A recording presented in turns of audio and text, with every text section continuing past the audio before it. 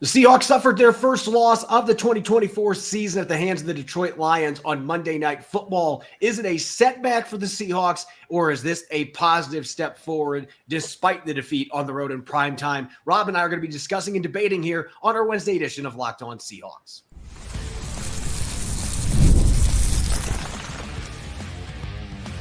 You are Locked On Seahawks, your daily Seattle Seahawks podcast. Part of the Locked On Podcast Network, your team every day. Greetings, 12. This is Corbin Smith, host of the Locked On Seahawks podcast, your daily Seahawks podcast, part of the Locked On Podcast Network, your team every day. A special thanks to all the 12s out there. My co-host in crime, Rob Rang, and I both greatly appreciate each and every one of you for making Locked On Seahawks your first listen 5 days a week, whether you're tuning in up in Anchorage, Alaska, or if you're overseas in Finland. We greatly appreciate each and every one of you for taking the time to support the podcast. The Seahawks dropping their first game of the season on Monday night, and we have not had a chance as a duo to break that game down, but we're going to be discussing whether we view this game as a setback for the Seahawks or a step forward in defeat. Going to be looking at a number of different factors on that front. And of course, as we do each and every Wednesday, it comes quickly this time around with a Monday night game, but it's matchup Wednesday. We're going to be diving into the key matchups to watch when the Seahawks battle the New York Giants at home on Sunday in Week 5. Without further ado, let's get to it now for your lead story here on our Wednesday edition of Locked On Seahawks. The Seahawks went into Detroit shorthanded, and even though they fell behind by 14 at halftime, they found a way to consistently keep the game close in the second half. It just wasn't enough to get the win at Ford Field. The first loss of the Mike Macdonald era. Seattle still at 3-1, still in first place in the NFC West, but certainly a humbling defeat on the road against one of the top teams in the NFC. A little bit of a wake-up call, Rob. Of course, they were shorthanded, as I just mentioned, with at least 5 starters not on the field on defense for a large chunk of this game. It's not an excuse. The Seahawks certainly aren't going to use it as an excuse, but it really begs the question here after this first loss. Is this defeat a setback for the Seattle Seahawks, or is this a positive step forward despite the defeat? Where do you stand towing the line here as far as where this game stands on the Seahawks trajectory after 4 weeks? Corbin, I think that it's easy to argue that this is a step forward if you haven't been paying attention. If all you did was focus in on Seattle's record and you said, okay, they're 3-0, hey, that's great. If you're watching the tape, you can see the Seahawks are not just beating teams, and obviously there was the overtime victory, but still, Seattle has been able to kind of flex. They've been able to kind of, play a little bit of matchups and just kind of control games almost from the outset, even on even when they were on the road in New England. So I think this has to be described as a setback because any loss in the NFL, in my opinion, is a setback. I think that, again, anybody who's paying attention could see that Seattle was going to be able to walk into Detroit, the team that they had beat, multiple games in a row, and lost this game. And they lost it in a quite literally a historic fashion. Jared Goff, 18 of 18, never had been done for the amount of efficiency, yards, touchdowns in which that he did so. Seattle finished 31st in the NFL in run defensive year ago, and that was the big bugaboo here. David Montgomery and certainly Jahmyr Gibbs absolutely tore up Seattle's defense. And as you said, you have to take the step back because Seattle was shorthanded, but that's the reality of the NFL. It certainly will be the reality of the NFL when you start getting into January and February. If the Seahawks are going to be a playoff contender, they're going to have to be able to win football games like that. And while it was close, there were some questionable play calls, some questionable calls from the referees. At the end of the day, the Seahawks lost by double digits. And so, hey, I don't know how some are going to portray this game as a positive. I guess it's a positive that Seattle was competitive with a team that was just a couple of snaps away from going to the Super Bowl last year. But damn it, that's the expectation when you have a team as talented as the Seattle Seahawks are. I'm going to say it's a step forward. And I know some are going to be kind of surprised because usually in a situation like this, I'm like, hey, you got ran over. You gave up 18 completions and 18 pass attempts. I mean, there's a lot on defense to be spooked by here in the month of Halloween. There's no question about it. But I just look at the caliber of players that were sidelined in this game. And I felt like the Julian Love loss in the second half kind of snowballed things because it felt like the communication and the players after the game went against this idea when I asked about it. But look, there were coverage busts in the second half there that weren't happening early in the game. Julian Love's lack of presence out there, I think, had a lot to do with that. So you add him with the defensive line just being decimated by injuries. And I thought the pass rush was solid. They just didn't get a lot of opportunities. I mean, Detroit ran the football so effectively. And then when they did pass the ball, Jared Goff was able to move around the pocket some. He was able to make some big plays happen downfield. So defensively, look, the reason that I could say that this is a step back is the standpoint that the cornerbacks, they showed that they cannot win these games on their own. But how many cornerback and safety groups in the NFL can you say that about anyway in today's pass-happy NFL? That group disappointed me a little bit with the performance we saw, particularly from the corners in this game, giving up some big plays in the second half. But the reason I'm looking at this as a step forward, it starts with Eugene Cyril Smith under center. Look, I know there's going to be some fans. In fact, I know they're already fans. They've been messaging me the last couple of days saying, look, Geno almost got picked in the end zone late in the game, and then to throw in on desperation heave at the end got picked off, so he can't win in the clutch. They were down 2 scores at that point. And how many times, Rob, did he have them in scoring range and then something crazy happened? DK Metcalf fumble in the first quarter. Seattle was past midfield at that point already. They were driving quick. And then the Tyler Lockett pass interference penalty, which I'm still mind blown that was called, because that to me did not look like an illegal pick at all. You can have contact, but there was nothing deliberate there.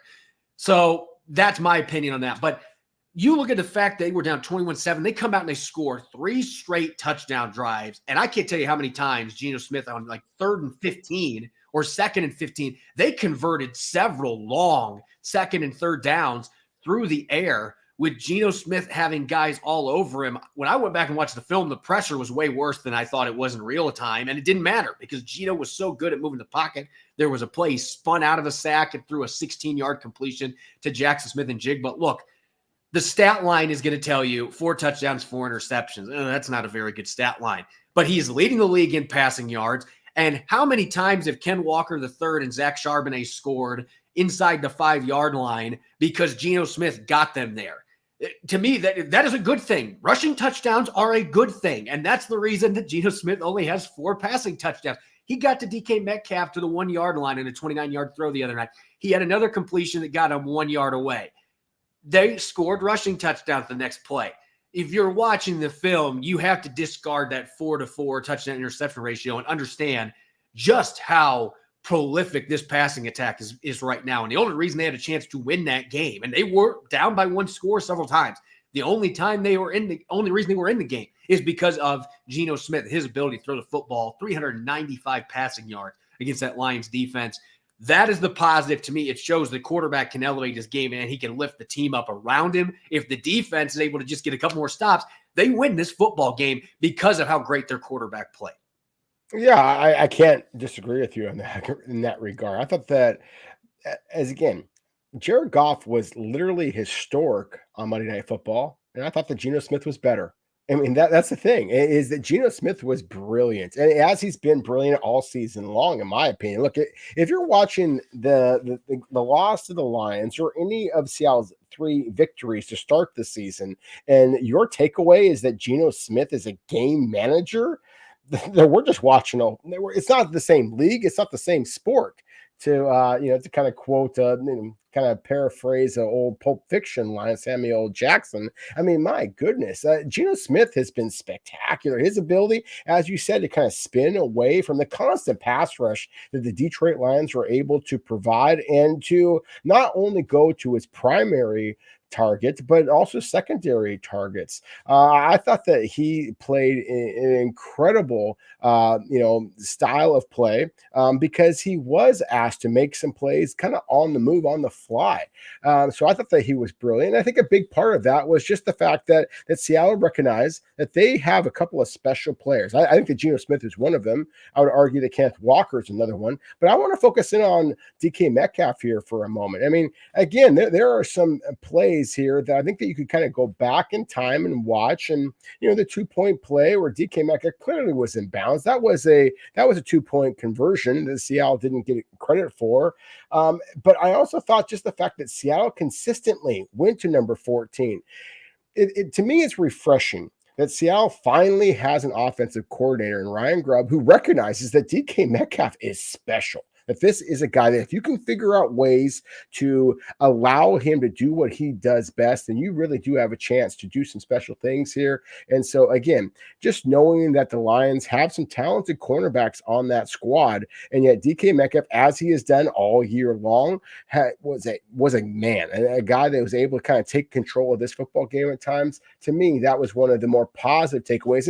And really quickly, another positive takeaway to me was the rookie A.J. Barner. I mean, Seattle has tried again to find a quality all-around tight end. They've got one now in the rookie A.J. Barner. Everybody's going to remember the touchdown. They're going to remember the kind of the flexing and his excitement. I'd ask you to kind of watch the blocking that he has provided going all the way back to training camp. He has been spectacular. So to me, there are plenty of positives from this football game. But if you're expecting to win games as this Seahawks squad is, then I think that it is difficult to argue that this is a positive game when you actually wound up having a loss. But there is no doubt that Seattle is among the better teams in the NFC. And so to me, that is a positive in and of itself. I just think the fact that they were able to keep this felt like one of those games I was telling guys in the press box. It felt like one of those games that was out of hand. Even at the end of the third quarter, I'm like, after Jameson Williams touchdown, this game's over. And then Geno marches him right down field and scores, and it's a one-score game again. I mean, it was one of those crazy games where the play of the quarterback just kept willing the Seahawks back into this football game, and the defense just couldn't get the stops they needed to have happen, or there were some fluky penalties thrown in there, but Geno Smith was masterful. The fact that they were able to keep fighting, though, you got to see the grit. And so to me, there were a lot of losses in the last couple of years that were disappointing. This was one that, look, you ended up losing 42-29. There were some plays left in the field. The defense struggled, but it felt like there were enough positives to come out of this that you're not going to be pushing any panic buttons. You certainly were competitive in a game where you were banged up beyond belief on your defensive line and just defense in general. This would be a really fun rematch to see in January with both teams, hopefully at full strength. We'll see where we're at that time being, but it was an exciting week for matchup on Monday Night Football. No question about it. When we come back, it's time for Matchup Wednesday. Look, we got to move forward. It's week 5 already. We got to dive into the Seahawks and Giants. We're going to start off with the Seahawks on the defensive side of the football going up against the Giants offense. That'll be coming up next here on our Wednesday edition of Locked On Seahawks.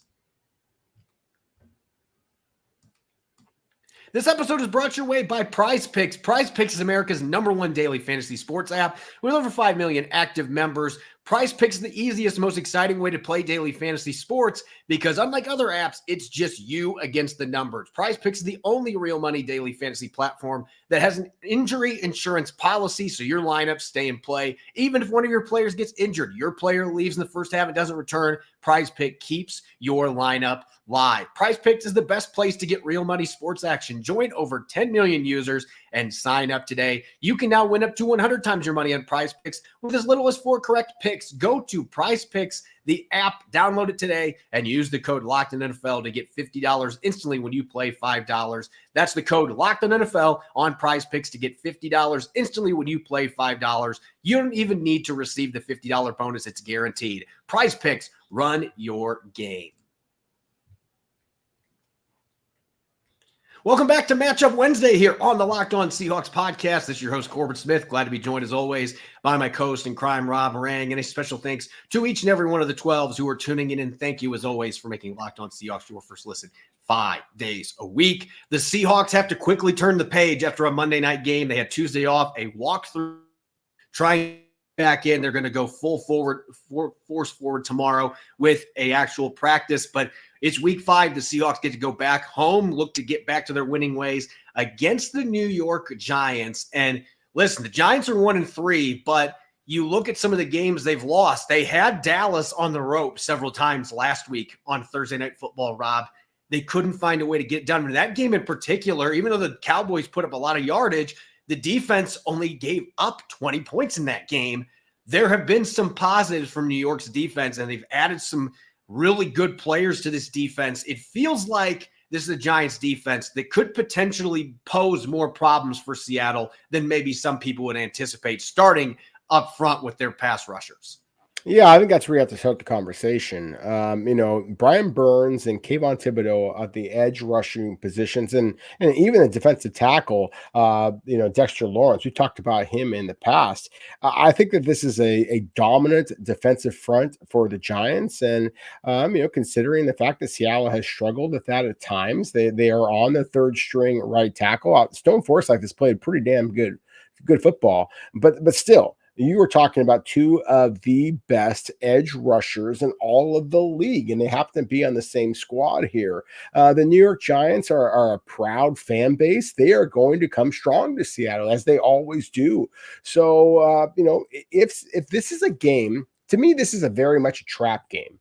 And so I think that the Seattle is, kind of licking their wounds a little bit after the Lions lost. They're looking forward naturally to the divisional matchup against the 49ers on national television the week after that. So their third game in 10 days, as we've talked about. The Giants look like a team that the Seahawks should beat, but because their defensive line is as good as it is, I think this game could be close. And Daniel Jones and, Brian Dable as head coach, there's some pressure right now in New York. I think that they are the hungrier, angrier, more desperate team. So again, because primarily on the defensive side of the ball, at least, because of their edge rushers and their stout middle, I do think that this is kind of a spooky game a little bit, to kind of go back to what you said before about us being in the Halloween month. And so, again, that is something that I think we have to talk about right off the bat. The Seahawks obviously have Charles Cross. Again, Stone Forsythe is playing well, but at the same time, I do think that this is a spooky matchup for the Seahawks, not only in their ability to win this football game, but you got to keep number 7 upright. Otherwise, there'll be a lot of people who are complaining that Geno Smith is a game manager. They might just get themselves a game manager if Geno Smith were to go down. Yeah, you careful what you wish for when it comes to your quarterback health. And look, going back and watching the tape, there's a lot of things that didn't jump out in live with the game that jumped out watching the All-22. And again, it boils down to the pressure that Geno Smith was under. It didn't feel like watching live. And I think some of it's just how masterful Geno Smith has been in the pocket and his ability to get the football out and move, just make those subtle movements so that he is able to evade rushers. He's gotten so good at that the last couple of years. But you go back and watch the tape, and Aiden Hutchinson was causing problems, but he didn't have any sacks in this game. He got to Geno a couple times, but generally they didn't give up the quarterback hits that we saw in some of the other games. But there were a lot of pressures. The tackles had their issues. Charles Cross had some problems on his side. Stone Forsythe, it felt like in the second half, things started to get away from him a little bit going up against Aiden Hutchinson. But they're dealing with a duo here that I think you could make an argument from a two-player standpoint. The Giants have a better 1-2 punch than what the Lions were going to be bringing. Aiden Hutchinson's obviously the best player of these three, but Brian Burns is an all-pro caliber speed rusher, and Kayvon Thibodeau is a really good player too, former top 5 pick. They've got the weapons on the edge to cause real problems for the Seahawks, collapsing the pocket. A lot of athleticism there, and I think a better 1-2 starting punch than what Detroit could offer without Marcus Davenport. So playing at home is going to help you. You don't have to deal with the crowd issues you had in Detroit, but still, this is going to be a tricky matchup. And I want to stay in the trenches because I don't think we've even mentioned the Giants' best player yet. I think Brian Burns is a good player. I think that Kayvon Thibodeau is a good player. Dexter Lawrence is an elite player, and he has killed the Seahawks over the years. He is a player the Seahawks wanted badly to draft when he's coming out of Clemson. The Giants took him a few picks before they had a chance to get him, and he's already got 3 sacks this year. He's got 18 pressures, according to Pro Football Focus. He is a massive human being that is really a dancing bear. He's got those really light feet, and he gets into the backfield all the time. He's difficult to move in the run game. I think he's a top 5 defensive tackle in the NFL. He doesn't get talked about a lot because the Giants have not been good, but he is an extremely difficult player to block. He is big. He's athletic. He can rush the passer. He can stuff the run. He is the complete package. Connor Williams and Seattle's guards. I'm hoping Christian Haynes is going to get even more opportunities because I thought he looked pretty darn good the other night in Detroit. But you're going to have a test dealing with Dexter Lawrence, who moves all over the inside of the line. He can play 3-tech. He can play nose tackle. He can be a 1-tech guy, penetrate, 1-gapper. He can do everything. That creates real problems for the interior of the O-line, which has for most of the year been the bigger problem for the Seahawks.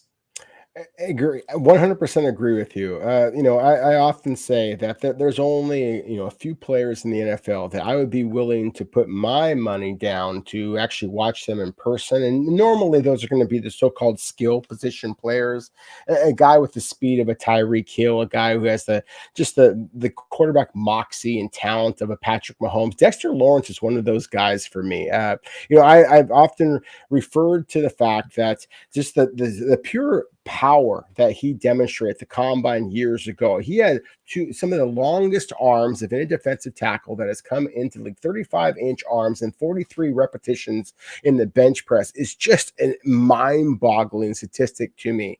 It doesn't take a scientist to recognize that if you have longer arms, you have to push that bar that much further. And he has both of that. He has the long arms and the power, and as you said, the light feet. He is not been a sack guy in the past, but he has been a dominant player since his true freshman season at Clemson. This is a guy that is somebody the Seahawks absolutely have to about it. As we know, Connor Williams, of course, is in his first year with Seattle. He's coming off of an injury-plagued season previously with Miami. Laken Tomlinson has not been the difference maker at the left guard position that perhaps the Seahawks were hoping for to replace Damian Lewis. And obviously you have a rotational situation at the right guard position. So whether it's Anthony Bradford, whether it's Christian Haynes, it doesn't really matter. I don't care if you are dedicating 2 or 3 blockers to Dexter Lawrence. And Rakeem Roches Nunez. I always butcher his name. I apologize. But anyways, he's a good player as well. And so again, that's to me is the concern, is entirely the Giants' defensive line. I think is something that Seattle has very much got to be concerned about. And again, I would echo what you just said there. I think Brian Burns is a good football player. I think Kayvon Thibodeau is going to have a little bit of incentive coming back to Pacific Northwest to be a superstar at Oregon. But Dexter Lawrence, number 97 in the middle, is 97 on the outside of Aiden Hutchinson before. It's 97 in the middle now. That the Seahawks have got to focus their blocking attention on stopping. Wrapping up, looking at the Seahawks offense against the Giants defense. If we're looking for an advantage for the Seahawks, I know that this kind of becomes a broken record week to week. That's just the talent that the Seahawks have at receiver. But the Giants are one of those teams that they are front heavy. It feels like that front line, they go where that front line takes them. You look at the corners, Deonte Banks, who they drafted out of Maryland in the first round a couple years ago. He's already given up 4 touchdowns in coverage. He has been exploited with the deep ball. He's had struggles giving up separation off the line of scrimmage. Penalties have been a problem for him. And last year, he had a really rough game going against the Seahawks as a rookie. It feels like when you look at the corner talent for the Giants, there's a huge drop-off there from what they have on that defensive line. And they have been able to get away with it in some of the games to start the season because just how good that defensive line is. If the Seahawks can just buy time, that's the big if here. Give Geno Smith time. We saw what he did against the Lions last week. If the Seahawks are able to do that at home, they are able to give their quarterback time to throw the football. There's no doubt in my mind. In fact, I will go as far as saying this is the worst secondary the Seahawks have played so far this year. They've played some pretty darn good second. I mean, Denver's is fantastic. Denver might have the best defense in the NFL right now. Miami's got talent at the cornerback positions with Jalen Ramsey and company. In their week 2 game, New England's got some pretty darn good corners as well. Christian Gonzalez being one. This is the weakest secondary they've played against. And we've seen the numbers they put up against better teams. So there is going to be an opportunity to get plays downfield against these corners. But the question is really going to boil down to, is Geno Smith going to have the time to get the football to him? Because I do feel like there is a massive advantage for Seattle across the board here, receivers versus Giants corners. The only caveat I would say to that is that one of the Giants' better cornerbacks, Adoree Jackson, has been out. He had a strained calf, kept him out against Dallas Cowboys a week ago, and he did not practice today, Wednesday, as well. And so, hopefully, from a Seattle perspective, Adoree Jackson, one of the more dynamic dual threat kind of players, played offense at USC when he was in an early round selection all those years ago by the Tennessee Titans. If you don't have him from a Giants perspective, that's just going to limit you that much more, because basically you got Cordell Flott, he's a solid player, but he's 6'2", 175 pounds. And so he is the guy that is likely to be going up against Tyler Lockett, who, of course, is smaller than that, but also shiftier than that. Should be able to create similar type of matchups as what the Seahawks had a week ago against Terrion Arnold, the first-round selection by the Detroit Lions, but grabbed Tyler Lockett primarily with 3 different pass interference and holding calls in that Monday night matchup. So I can anticipate a similar situation there. And then Drew Phillips as their nickel cornerback. I think that this is a game that DK Metcalf, again, I think that he is going to just basically eat in a very essentially in every single matchup the Seahawks have, if they can hold up at the point of attack. But I also think this is a game that Tyler Lockett and JSN start to kind of flex a little bit as well. Again, the big caveat being that Seattle has to be able to hold up at the point of attack. But if they do, I think that that Geno Smith should be able to create some matchups and create some big plays in the passing game. When we come back, we got to flip gears. We got the Seahawks on defense going up against the Giants on offense, and a big question mark for the New York Giants heading into this Week 5 game on the outside. We'll get to that up next here on our Wednesday edition of Locked On Seahawks. This episode is brought to you by FanDuel. NFL fans, you can start the season with a big return on FanDuel, America's #1 sportsbook. When you get a hunch in the middle of the game, you can check out the latest stats, view live play-by-play, and so much more on the same page where you place your bets. You'll get started with $200 in bonus bets guaranteed when you place your first $5 bet. Bet on everything from Noah Fant scoring a touchdown against the Giants on Sunday, or Jack Smith-Njigba being the first player to have a 30-plus yard reception at Lumen Field. Just throw in a $5 bet and you'll get $200 in bonus bets. Just visit FanDuel.com and download America's #1 sportsbook. Welcome back to Matchup Wednesday here on the Locked On Seahawks podcast. I'm Corbin Smith. Glad to be joined, as always, by my co-host in crime, Rob Rang. And a special thanks to each and every one of the 12s out there. Thank you, as always, for making Locked On Seahawks your first listen 5 days a week. It's time to talk defense. And obviously, the Seahawks had easily their worst defensive performance on Monday night in the Mike Macdonald era. The caveat being they were missing half their starting lineup. You can't use that as an excuse, but they certainly were missing a lot of firepower at all 3 levels of their defense. They're going to be looking to get some of those guys back this week. Leonard Williams would have been limited today. That is a positive sign. Byron Murphy, it looks like he's probably going to miss at least one more game. Nwosu was limited today, was participating in their walkthrough. So there's some positives here. But when you look at the Seahawks defense going up against the Giants on offense, I think we got to start out with a matchup we don't know necessarily that we're going to get to see yet. But if we do, this is the new get your popcorn ready matchup. Malik Nabers, what a rookie season that he is having for the New York Giants. He has almost 400 receiving yards already. And Daniel Jones has not had, in my opinion, a #2 receiver, let alone a #1 as the quarterback for the Giants. This has been one of the big things that's been a hindrance when evaluating Daniel Jones, is who the hell is he throwing to?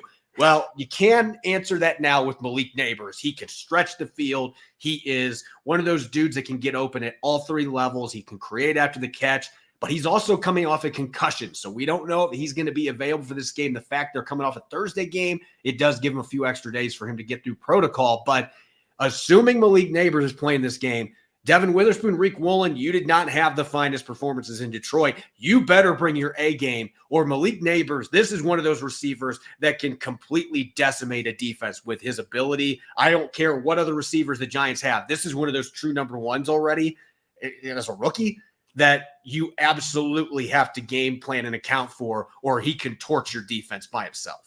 100% correct there. I think that let's take a step back and talk about how good Malik Nabers has been. I mean, he leads the NFL in targets with 52. He leads the NFL in receptions with 35. He is second, as you mentioned, with 386 yards, so just south of 400 passing yards through the first 4 games, including this past Dallas game where he got injured at the end of that contest. He's tied for third with 3 touchdown receptions. Corbin, he's been absolutely spectacular. And so considering the fact that Devon, Witherspoon, and Tariq Woolen, Trey Brown, all were beaten at one time or consistently against the Detroit Lions. And yes, this has got to be a game that those 3 corners, that Mike Macdonald himself has got to come into this game a little bit pissed off, a little bit like, hey, this is our house now, and we're going up against a team that, especially if Nabers is unable to play, and he was not able to practice on Wednesday. This is a rookie now, and so if you are going to anticipate that he is going to be playing on Sunday with just on a couple of days after the big trek across the entire continental United States, that's a big ask for a rookie. So again, I think that we have to start kind of focusing our attention a little bit on, as exciting as it might be to see Malik Nabers out there, and believe me, I want to watch him. I think we also have to have a conversation about a guy like a Jalen Hyatt who might be taking over for him. Wandale Robinson is their slot receiver. He actually leads the NFL in 15 receptions on third down. So that's their number 2 target. If he's their number 1 target, or if it's a Jalen Hyatt, who's a little bit of a straight line kind of a guy, I think that bodes very well for the Seahawks. Looking at the next matchup that I think is going to be incredibly important, and assuming the Seahawks are going to be more at full strength, Boye Mafe was listed as out today, even though Mike Macdonald said he was going to participate in their walkthrough, but it's still early in the week. But Uchenna Nwosu, it looks like he is trending towards making his debut in week 5. You get him back with Derek Hall. Derek Hall's playing at a Pro Bowl level right now. That is not an exaggeration. He was dominant again the other night, even though the Seahawks did not have an incomplete pass. The sack he had on Jared Goff was phenomenal. And no, it was not a horse collar. It's in the pocket. That was a clean play. But Derek Hall is all over the place. He's making plays in the run game. This is a Giants offensive line that, like the Seahawks, they have had issues for, it feels like, a century. They have had issues with their offensive line. And the tackle positions, they've invested high picks there. But Evan Neal, a first-round pick, he's not even starting for them at this point. They've benched him. Andrew Thomas, the other first-round pick they have at tackle, is having an average season at best. He's been very up and down since coming out of Georgia. This is a far inferior offensive line compared to what they just played in Detroit. And the Seahawks were able to get some pressure on Jared Goff in their limited opportunities. It feels like a game with Daniel Jones. I mean, they sacked Daniel Jones, I believe, double-digit times last year. That game, it was insane. I'm not expecting them to replicate that this year. At the same time, that is an offensive line that is ripe for the taking. They are on the opposite of the spectrum. The edge guys, I think, could have monster outings against the Giants tackles.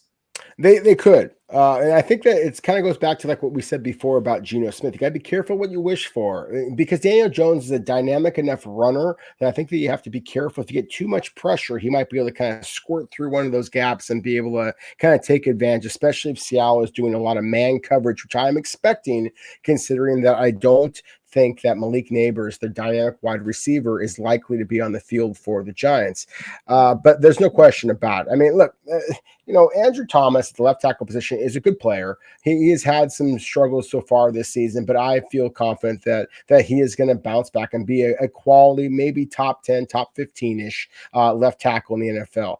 Evan Neal, as you mentioned, I mean, that was a player that I thought the Seahawks were going to be considering. Instead, they took Charles Cross, and John Schneider looks brilliant in making that selection, because Evan Neal has been a massive disappointment for the Giants. As you said, he's not starting. Hell, he hasn't had a snap in the first month of the NFL season here. Jermaine Elamunor is the right tackle for the Giants, a good football player in his own right, but not a pass protector. He's more of a run game kind of a guy. So as you said, Derek Hall has been spectacular. The possibility of getting Uchenna Nwosu back, possibility of getting Boye Mafe back. I do think that this is a game, especially considering that the 12s better be pissed as well, that this could be a game where the crowd noise gets so much that the Seahawks edge rushers get that advantage and are able to create an awful lot of pressure on Daniel Jones. Quickly wrapping up our 6 key matchups. Assuming that Jerome Baker is not playing this week. Now, it sounds like he's the closest. That's what Mike Macdonald said on Tuesday morning. Closest to being ready for this last week. But who knows? It's a hamstring injury. Even if he's back, You mentioned Daniel Jones's legs. To this point, he has not been near as effective. He's averaging under 4 yards per carry. Remember, he's coming off a torn ACL. So 23 carries, 70 yards. He has not been the weapon in the run game that he has been in the past. But you got to deal with a couple running backs that have the ability to do damage both as runners and receivers. Devon Singletary and Tyrone Tracy, who I coached against at the high school level, formerly of Purdue and Iowa as well. He is one of those guys, a former receiver converted to running back, that you absolutely have to account for. And we saw the Lions last week get their running backs involved in the passing game. The linebackers have got to be ready. The coaching staff's got to do a better job putting them in position to be successful than what they did on Monday night as well. They put their linebackers in some really tough spots. You do that in this game. The Giants, Brian Daboll is still a guy that is a really good play caller. He is going to find ways to get those running backs involved in the passing game. That might be the key for the Giants to keep this thing close if the Seahawks are not able to make the adjustments coming off Monday's game, where clearly the Lions were trying to do everything they could to exploit these linebackers, both with the run game and the passing game. Yeah, and I almost argued that we should actually highlight the coaches and the coordinators in this matchup. We had a similar kind of conversation a week ago. I think that after the way that Detroit's offensive coordinator, Ben Johnson, and certainly Jared Goff and the dynamic duo that the Lions have at the running back position, the success that they had against the Seahawks, and to me, this is almost a Mike Macdonald versus Brian Daboll kind of a conversation. But, the running game for the Giants is going to be something that they probably have to lean on, considering that Malik Nabers is unlikely to play, at least at this point. Devon Singletary himself, who has not been an injury-prone player, but he is struggling with an injury of his own, and so he may not be able to play in this game. So it could be that that former high school adversary of yours, Tyrone Tracy, who is gaining the snaps. He is a guy who has 12 carries so far this season. It has been particularly productive, but he does have talent. He does have some straight line speed, some elusiveness to him. And again, considering the fact this is the Seahawks squad that finished 31st in the NFL a year ago, until you can slay those dragons, then they are very much going to be up front. And so I think that is arguably the biggest matchup that the Seahawks have to worry about, because again, if they can get ahead of this Giants team, they're going to make them one-dimensional, and I think the crowd knows is going to be an issue. But if the Giants are able to run the ball a little bit, then that's going to keep the game close, and that's where the Giants are very dangerous. As always, you can follow me on X and Threads at Corbin Smith NFL. You can follow Rob at Rob Rang. Make sure to subscribe to Locked On Seahawks on YouTube and wherever to get your podcast to make sure you don't miss a single episode. Coming up tomorrow, it's Crossover Thursday. I'll be teaming up with Patricia Traina of Locked On Giants as we take a deeper dive into this upcoming Week 5 matchup. Enjoy the rest of your Wednesday, and thanks for listening in. Go Hawks.